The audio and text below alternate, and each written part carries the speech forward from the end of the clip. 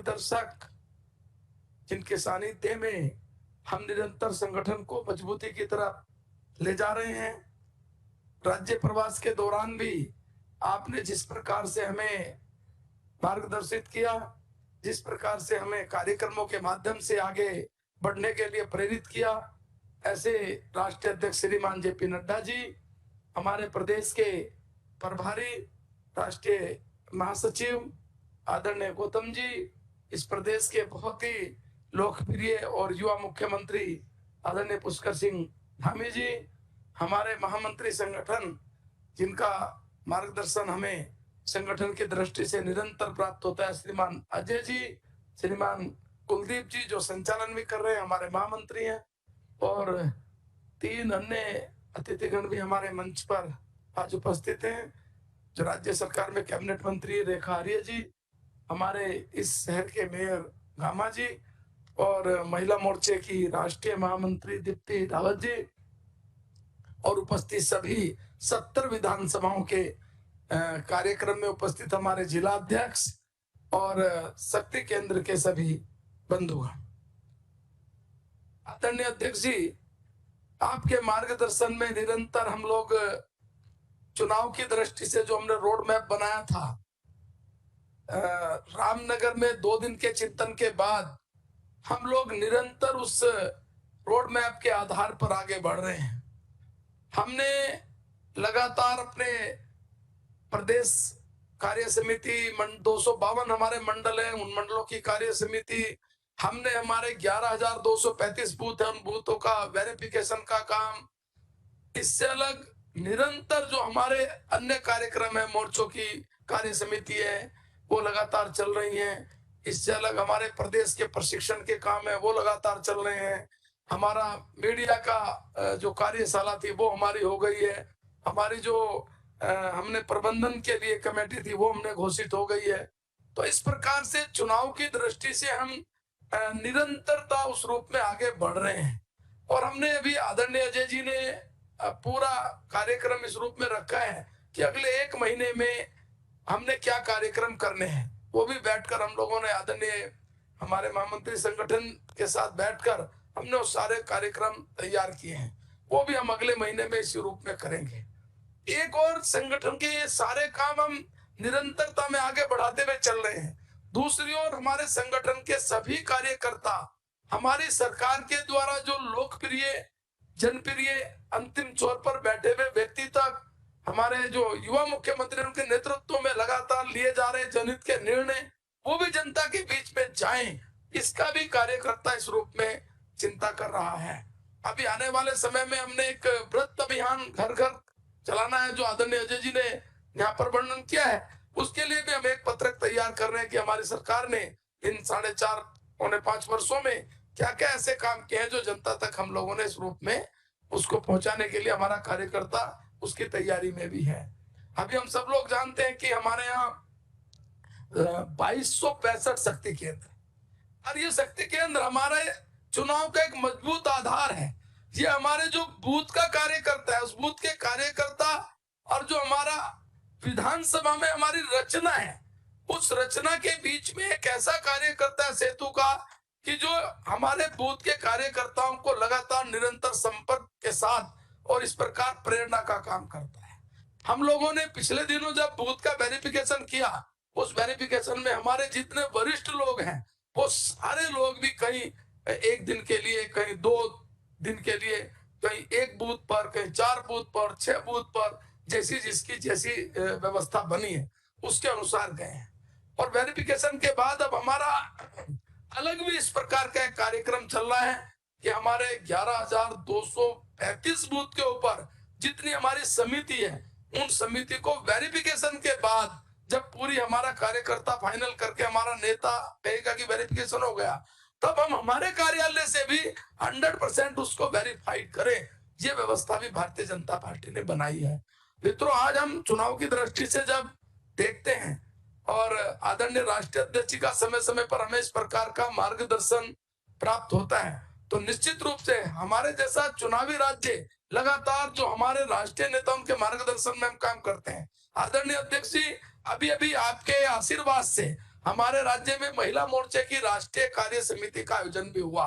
और निश्चित रूप से जहां चुनावी राज्य इस प्रकार का कार्यक्रम चुनाव की दृष्टि से जनता के बीच में, और खास तौर पर ये राज्य एक ऐसा राज्य है जहां राज्य बनाने से लगाकर और अन्य सभी कार्यक्रमों की भूमिका बेस में हमारी महिलाओं का महत्वपूर्ण योगदान है।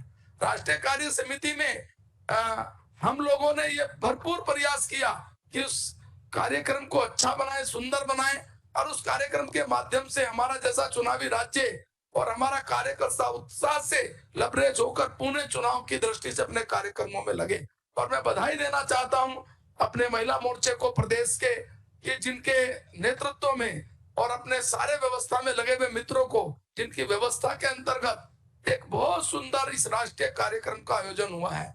और इस कार्यक्रम के बाद जो उत्साह हमारे राज्य के हमारी बहनों में है, महिलाओं में है, निश्चित रूप से चुनाव की दृष्टि से हमारे लिए मील का पत्थर साबित होगा। आज इस अवसर पर मैं हम सबके मध्य में हमारे राष्ट्रीय अध्यक्ष जी जो हमारे साथ लगातार निरंतर कार्यक्रम के प्रारंभ से जुड़े हुए हैं, उनका पुनः स्वागत अभिनंदन करते हुए, और मैं सभी जिलों के 13 जिलों के कार्यकर्ताओं से कहूंगा, एक बार अपने स्थान पर खड़े होकर राष्ट्रीय अध्यक्ष जी का करतल ध्वनि से भव्य स्वागत करें सभी 13 जनपद के कार्यकर्ताओं से। 70 विधानसभा के सभी कार्यकर्ता, 70 विधानसभा में आदरणीय अध्यक्ष जी कार्यक्रम हो रहा है, इस समय वर्चुअल जुड़े हुए हैं। इस अवसर पर मैं पुणे आदरणीय राष्ट्रीय अध्यक्ष जी को बहुत बहुत बधाई, बहुत बहुत शुभकामनाएं, बहुत बहुत धन्यवाद।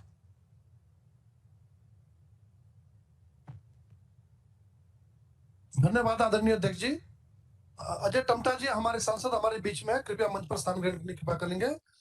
अब मैं निवेदन करना चाहूंगा अपने लोकप्रिय मुख्यमंत्री आदरणीय पुष्कर सिंह धामी जी से कि आप आए और हम सबका मार्गदर्शन करने की कृपा करें। आदरणीय धामी जी।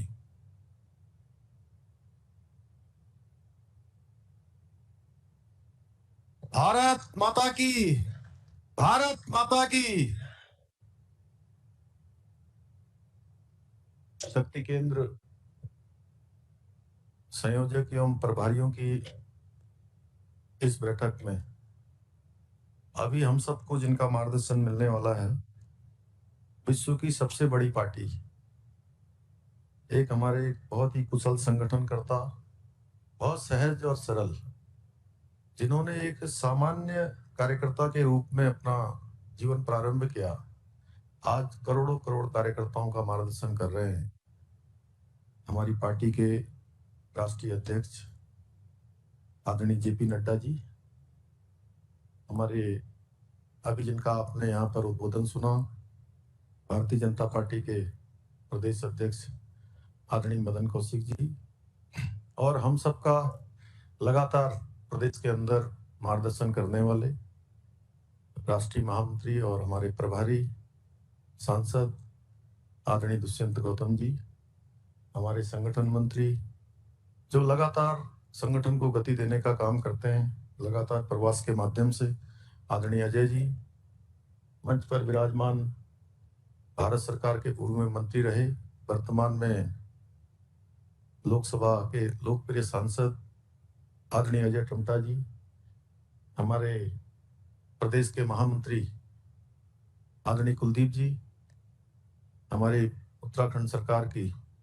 कैबिनेट मंत्री आदरणीय रेखा आर्य जी, हमारे इस शहर के मेयर आदरणीय सुनील उनियाल गामा जी, भारतीय जनता महिला मोर्चा की राष्ट्रीय महामंत्री दीप्ति रावत भारद्वाज जी, एवं सभी 70 की 70 विधानसभाओं में आज की बैठक में जो उपस्थित हमारे सभी शक्ति केंद्र प्रभारी संयोजक, सभागार में उपस्थित सभी हमारे वरिष्ठ पदाधिकारीगण, मैं सबसे पहले तो पूरे उत्तराखंड के सभी कार्यकर्ताओं की तरफ से मैं राष्ट्रीय अध्यक्ष जी का हार्दिक स्वागत एवं अभिनंदन करता हूं कि उनका अभी हम सबको पाते मिलने वाला है।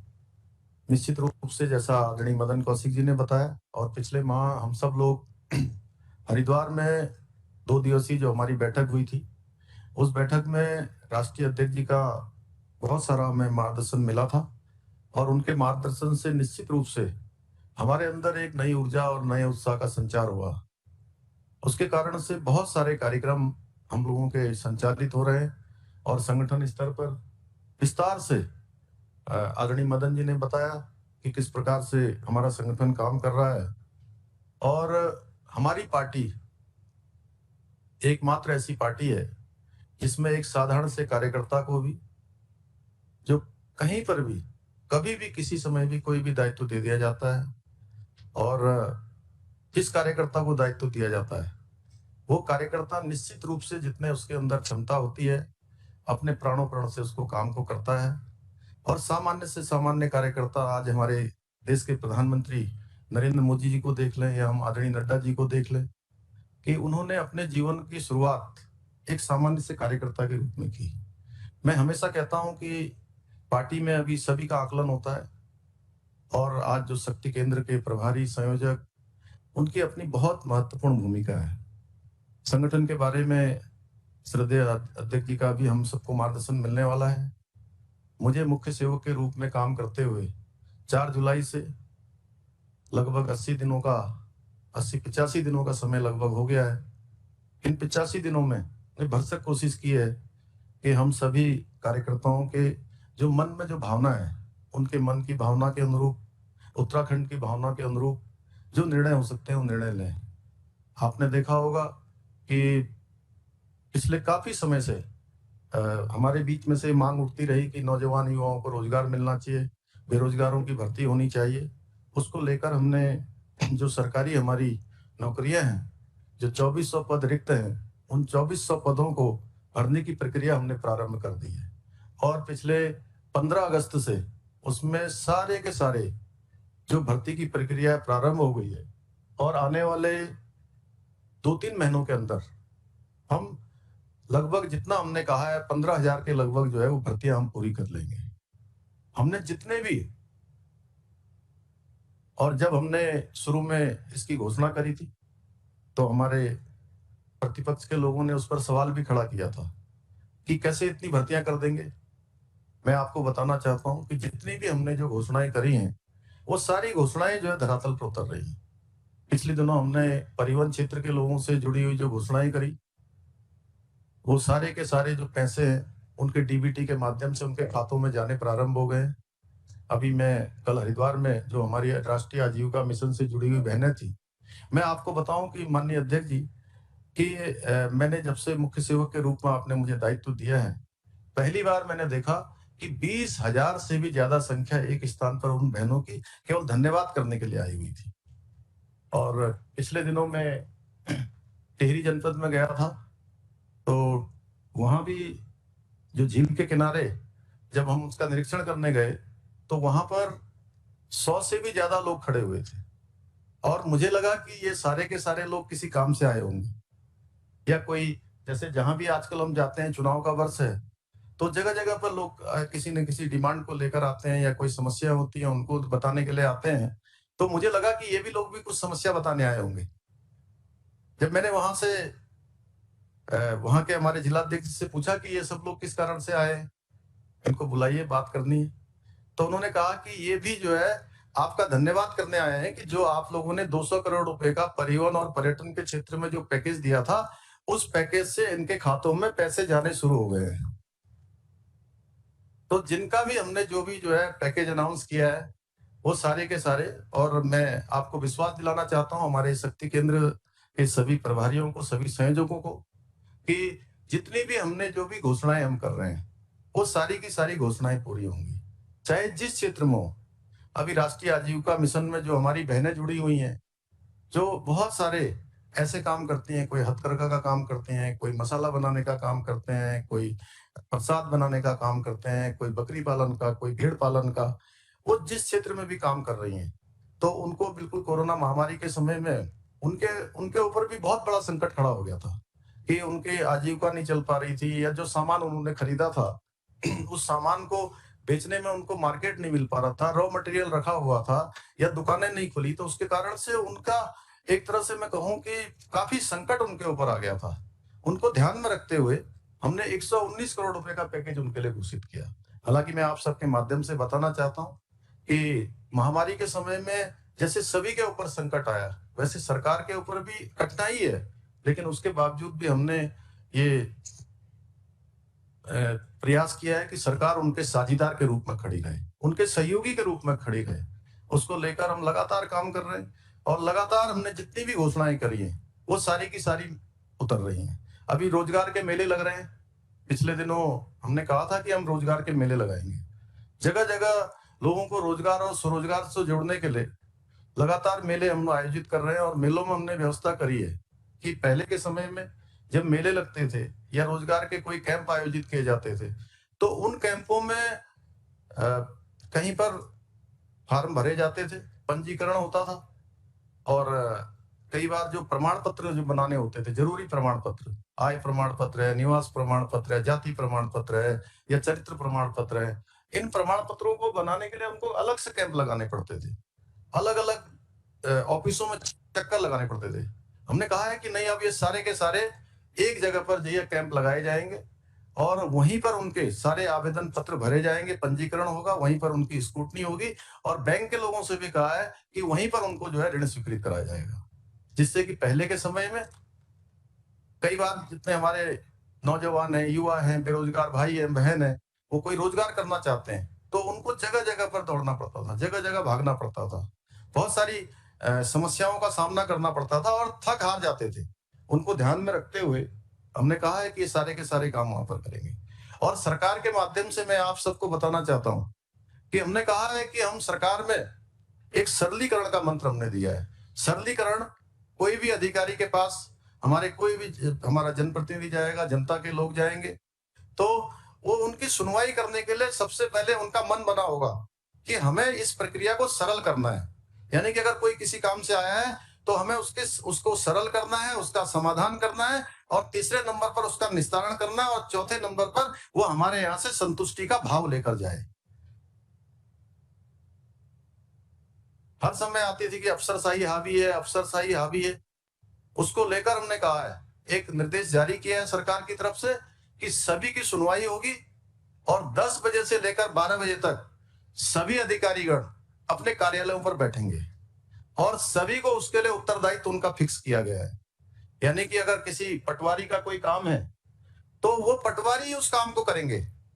पटवारी का काम तहसीलदार के पास नहीं आना चाहिए, तहसीलदार का काम जिलाधिकारी के पास नहीं आना चाहिए और जिलों में जो काम हो सकते हैं वो जिलों के काम जिलों के स्तर पर ही निस्तारित होनी चाहिए। अगर वो सचिवालय आएंगे, देहरादून तक पहुंचेंगे तो उनके लिए उनका उत्तरदायित्व तो फिक्स किया जाएगा, जिनको ये काम करना था ये काम क्यों नहीं हुआ।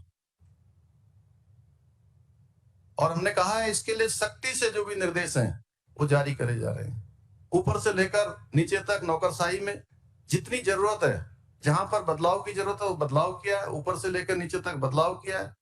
और जो हमने जितनी भी, मैं आपके सामने कहना चाहता हूं, आप लोग रोज पढ़ते होंगे, पिछले 2-2.5 महीनों में लगातार हमने कई सारे फैसले लिए हैं। जैसे हमने शहरी क्षेत्र के लिए पहले हमने मलिन बस्तियों को 3 साल के लिए उनके उस एक्ट को बढ़ाया है कि जितनी भी हमारी मलिन बस्तियां हैं वो खाली नहीं होंगी, उनको जो है किसी प्रकार की कोई छेड़ाखानी नहीं होगी, उनको वहां पर जो परेशानी आ रही थी माननीय न्यायालय के कारण से उसकी समय सीमा में वृद्धि करी 3 साल के लिए। इसी प्रकार से नजूल की भूमि को लेकर हमने और आरएनए बेस्ड टीका भी देश में बनने वाली है। हम सब जानते हैं कि जब इस साल 16 जनवरी से दुनिया में सबसे बड़े और सबसे तेज गति से चलने वाला वैक्सीनेशन अभियान हमारे प्रधानमंत्री श्री नरेंद्र मोदी जी ने शुरू किया तो विपक्ष ने किस तरह से इस अभियान का मजाक बनाया, मेड इन इंडिया वैक्सीन को लेकर नागरिकों को गुमराह किया, वैक्सीन की क्वालिटी को लेकर के सवाल खड़े किए।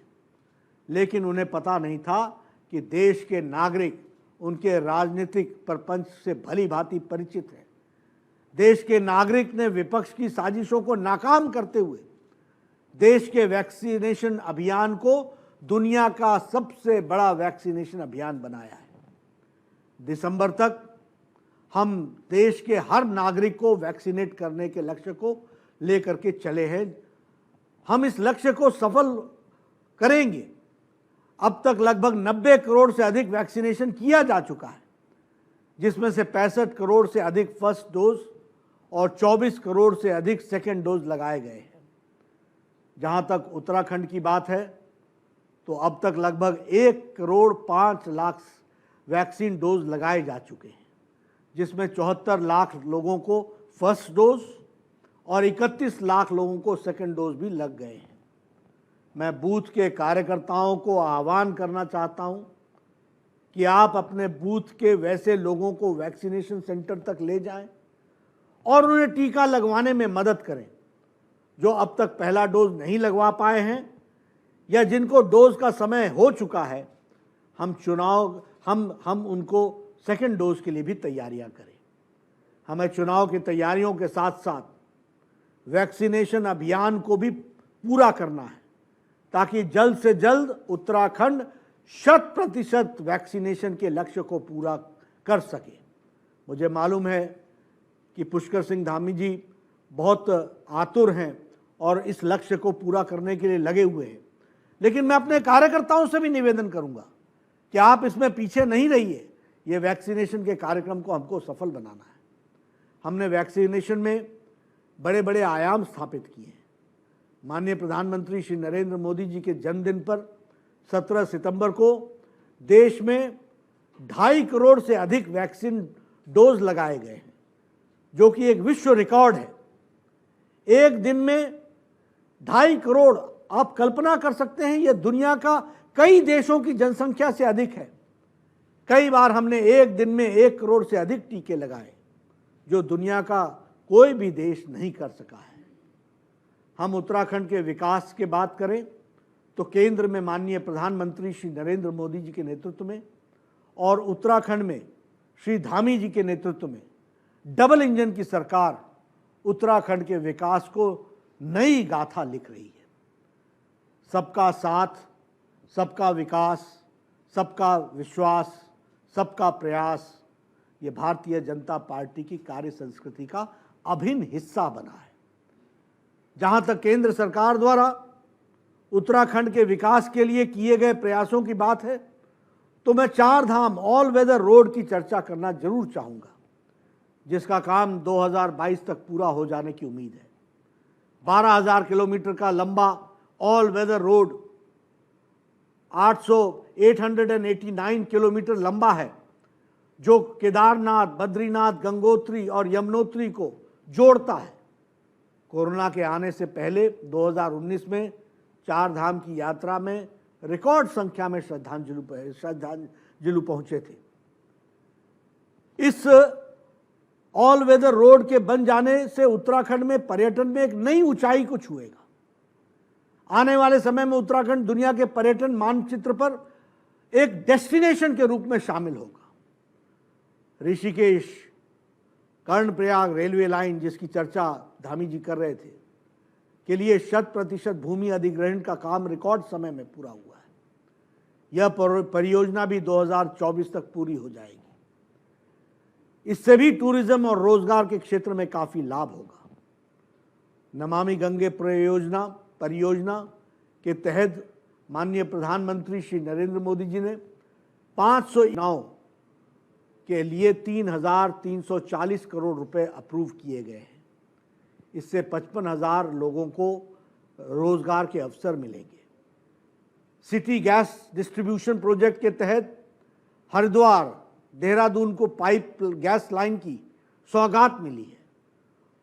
मौसम के पूर्वानुमान के लिए उत्तराखंड को जल्द डॉपलर रडार मिलेगा। उत्तराखंड में डबल इंजन की सरकार में एक ड्रोन एप्लीकेशन सेंटर का भी निर्माण किया जा रहा है।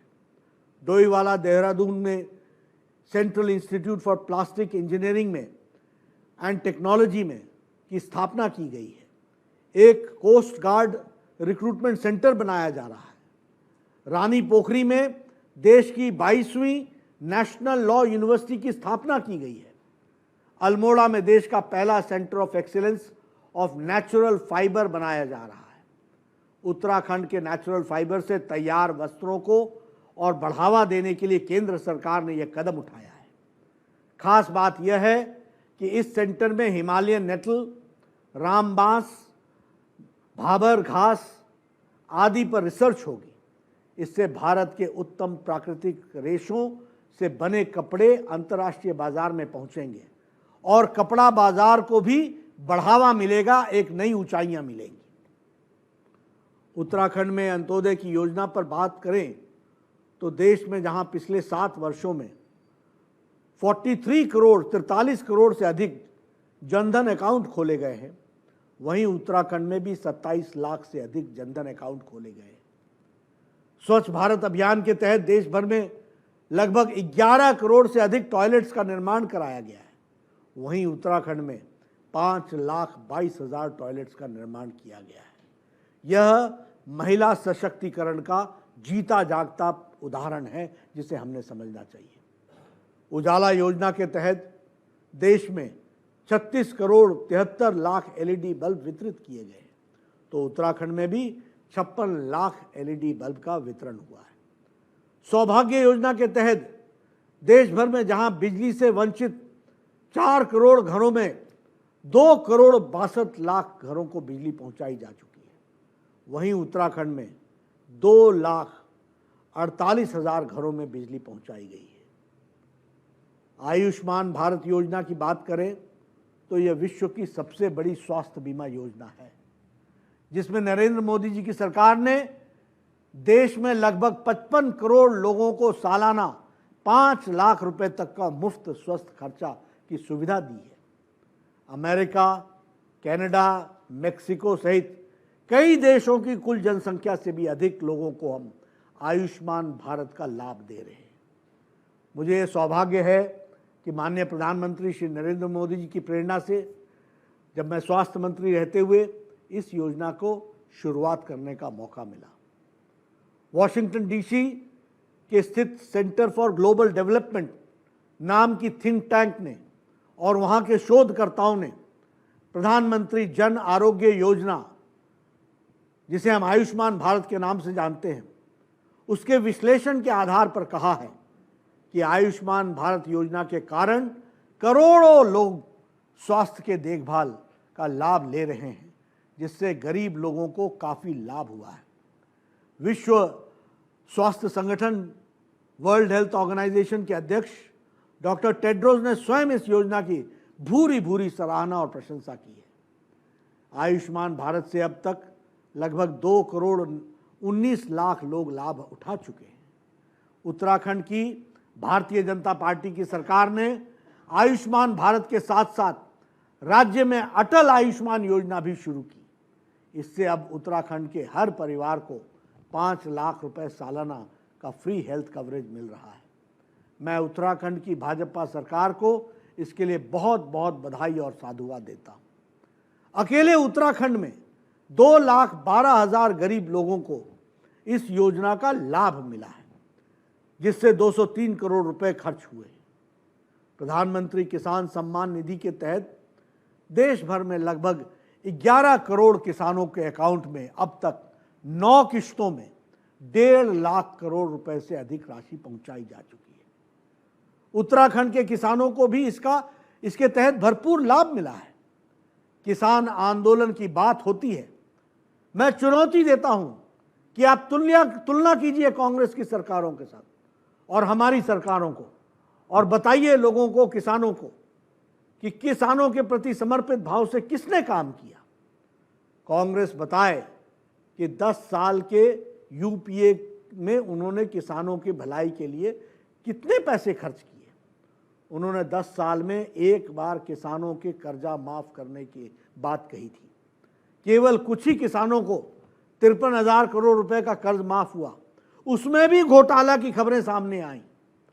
अब बताइए, उन्होंने 10 साल में 53,000 करोड़ रुपए खर्च किए। माफ कीजिए, बाकी योजनाओं की तो मैं बात ही नहीं करता। हमने केवल प्रधानमंत्री किसान सम्मान निधि में महज 3 सालों में किसानों के अकाउंट में 1.5 लाख करोड़ रुपए से अधिक पहुंचाया है। एमएसपी पर रिकॉर्ड खरीद हुई है। मोदी सरकार में 3 बार रबी और खरीफ फसलों में एमएसपी बढ़ाई गई है। सॉइल हेल्थ कार्ड, नीम कोटेड यूरिया, फसल बीमा योजना, ई नाम, किसान चैनल, डीएपी प्रति बोरी पर 1200 रुपए की सब्सिडी, 2400 का जो हमारा फर्टिलाइजर का था वो हम 1200 में बोरी खरीद रहे हैं।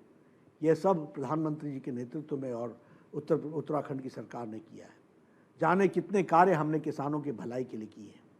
जनता सब जानती है, वह विपक्ष की साजिशों से भी भली भांति अवगत है, इसलिए उनके बहकावे में कभी कोई आने वाला नहीं है। हमें सभी बातों को सही ढंग से जनता के सामने समय समय पर रखना है, यह हमारी जिम्मेवारी है।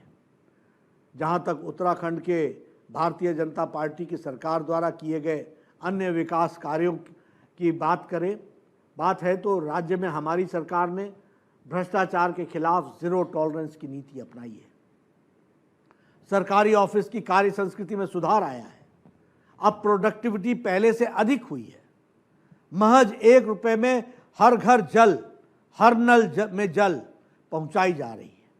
आप सोच नहीं सकते कि यह कितना बड़ा काम है। 1 रुपए में हर घर में नल से शुद्ध पीने का पानी पहुंचाना, यह बहुत बड़ा कार्य है।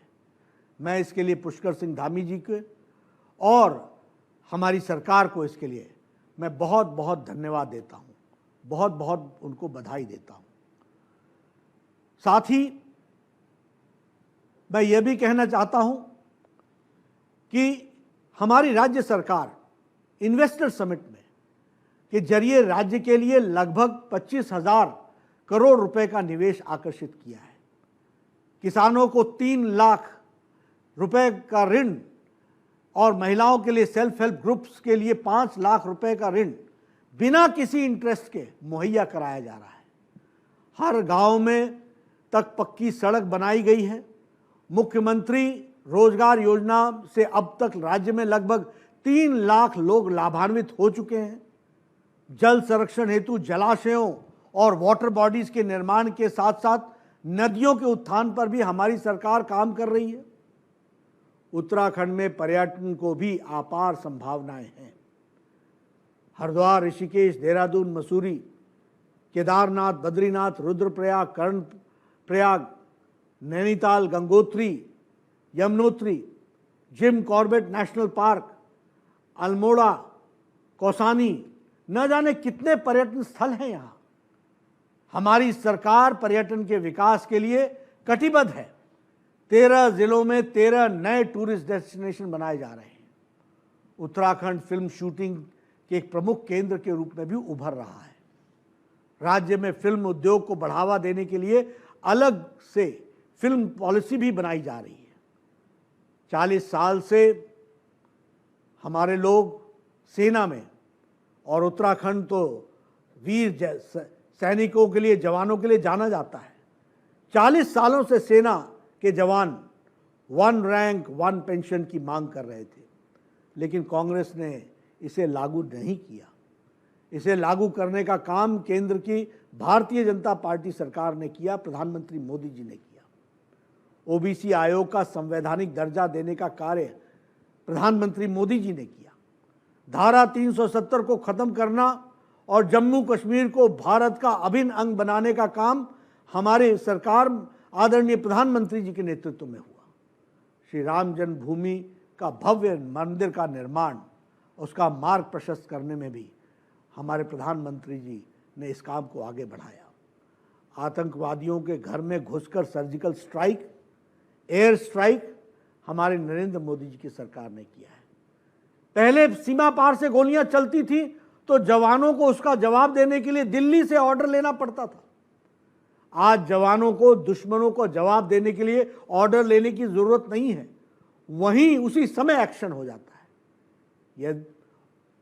हम यह भी कहना चाहेंगे कि यदि किसी एक पॉलिटिकल पार्टी ने शुरू से ही उत्तराखंड की रचना का समर्थन किया तो वह पार्टी भारतीय जनता पार्टी है। उत्तराखंड का निर्माण श्रद्धेय अटल जी ने किया था। इसे संवारने का काम हमारे प्रधानमंत्री श्री नरेंद्र मोदी जी कर रहे हैं। यह भारतीय जनता पार्टी थी जो संघर्ष के दिनों में भी उत्तराखंड की जनता के साथ कंधे से कंधा मिलाकर एक साथ खड़ी रही।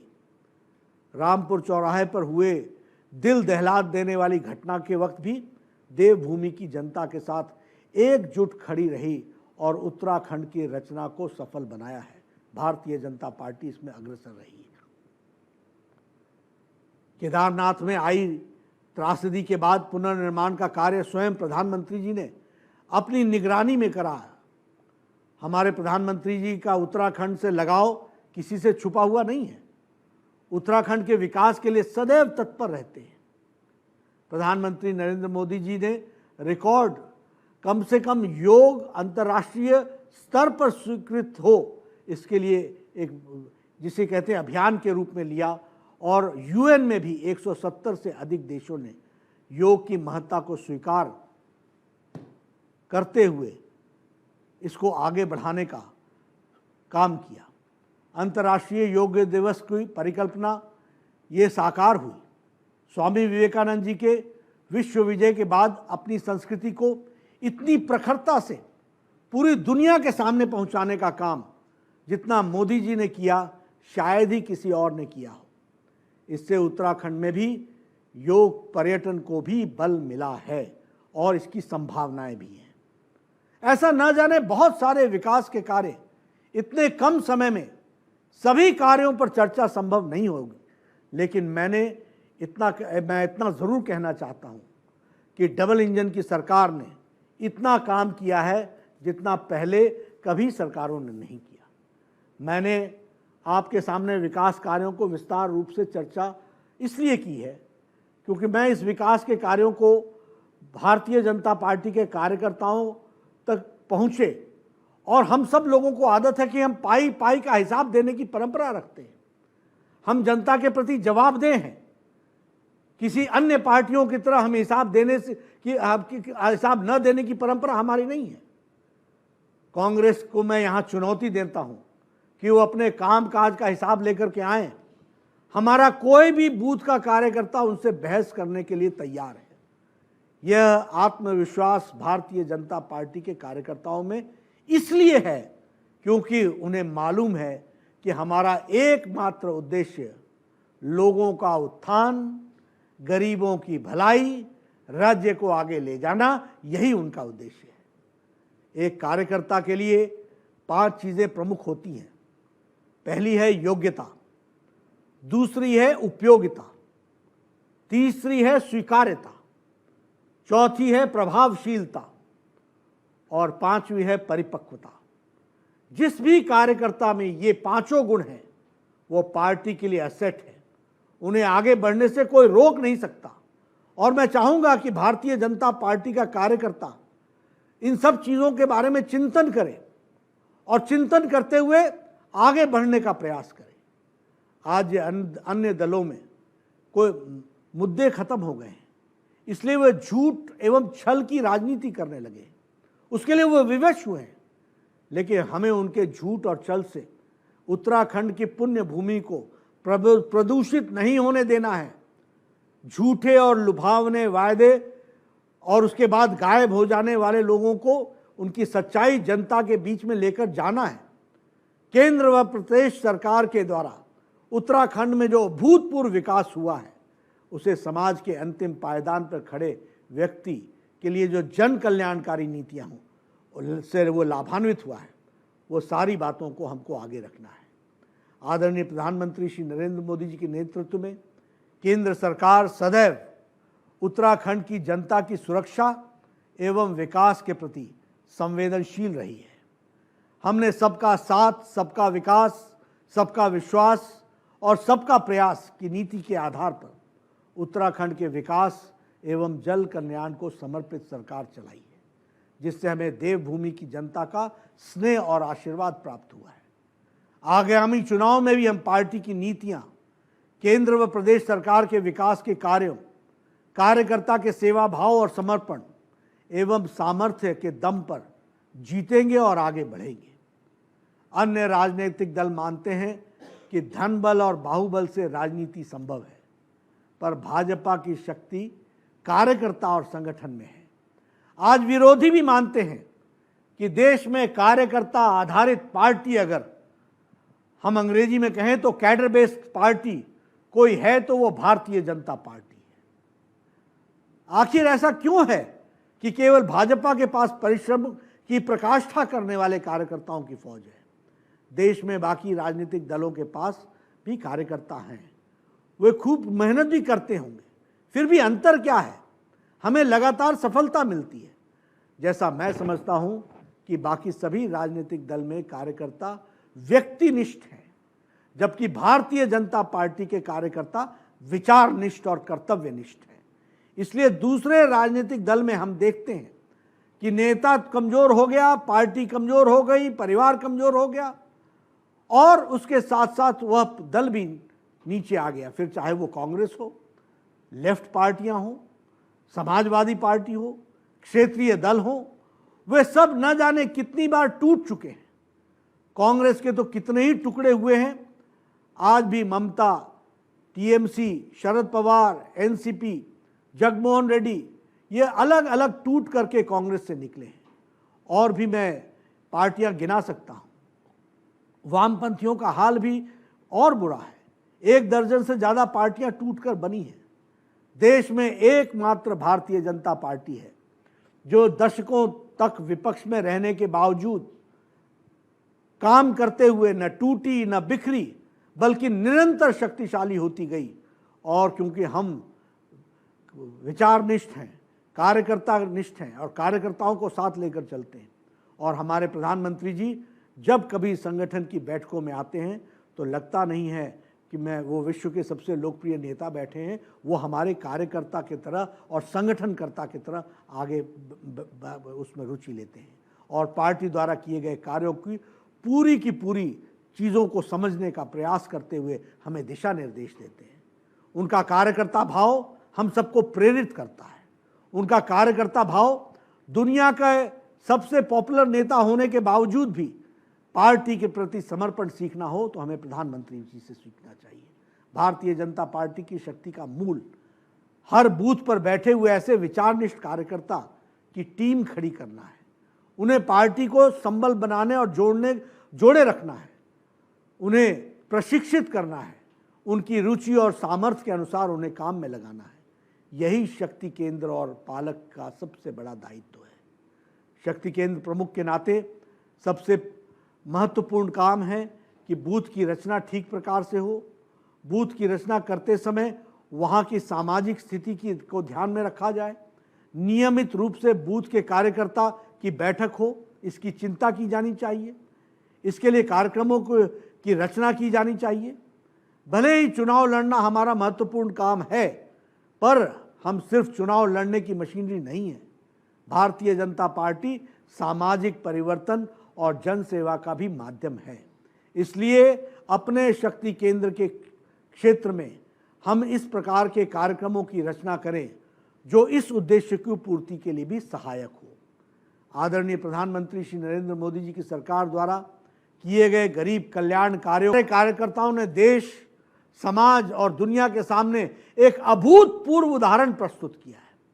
उत्तराखंड के विधानसभा चुनाव में आने वाले हैं, उसमें हम सब जानते हैं कि चुनाव की असली लड़ाई बूथ पर होती है।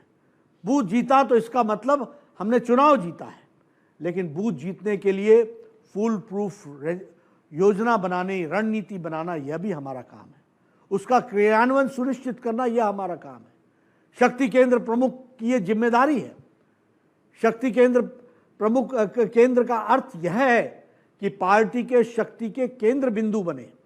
इसलिए मेरे लिए आप सब शक्ति पुंज हैं। मैं आप सबको नमन भी करता हूं और आपसे ये निवेदन करता हूं कि 100 दिन के बाद तो कैंपेन शुरू हो जाएगा।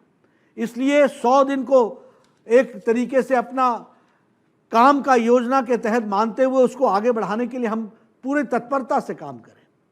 हमें खुशी है कि हमारे मुख्यमंत्री यंग हैं, डायनेमिक हैं, गतिशील हैं। हमारे कौशिक जी, हमारे अध्यक्ष, पूरी ताकत के साथ संगठन के लिए काम कर रहे हैं। आप सब लोग बूथ वेरिफिकेशन पर पूरी ताकत से लगे हैं और बूथ के मैनेजमेंट करने के लिए भी आप काम में जुटे हैं। हमें युवाओं पर, महिलाओं पर और इसके साथ साथ हमारे एक्स सर्विसमैन पर, उन पर भी हमको फोकस करना है और मुझे पूरा विश्वास है कि आप सब लोग इन चीज़ों पर फोकस करेंगे। लेकिन ये फोकस करने के साथ साथ वैक्सीनेशन और प्रधानमंत्री गरीब कल्याण अन्न योजना का